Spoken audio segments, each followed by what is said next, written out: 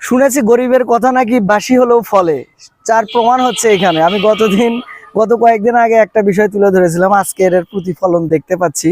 সেইটা হচ্ছে আমি যেখানে দাঁড়িয়ে আছি এখানে পানি এসে ঢাল বেয়ে দেখা গেল যে এটা ভেঙে চলে গেছে পুকুরের মাঝখানে, যাচ্ছেও, অর্ধেক চলেও গেছে। আরেকটা বিষয় হচ্ছে আর নিচে গর্ত হয়ে গেছে। এখন যদি কোনো ট্রাক এসে এর উপরে দাঁড়ায় দেখবেন যে ট্রাকটি কিন্তু পড়ে যাবে। কারণটা হচ্ছে ট্রাক যে চালাচ্ছে সে মনে করবে আর নিচে মনে হয় মাটি আছে, আসলে মাটি নেই, বৃষ্টিতে সব নিচ থেকে ধুয়ে গেছে। আরেকটা রিস্ক হচ্ছে এখানে এর নিচে সাপ পোকাও থাকতে পারে। তো অ্যাক্সিডেন্ট বলে কয়ে আসে না, মূলত সড়কের বেহাল দশার কারণেও কিন্তু অ্যাক্সিডেন্ট হয়ে থাকে। তবে আমি পুরো বিষয়টা আপনাদেরকে এখন ভিডিওর মাধ্যমে দেখাবো, চলেন।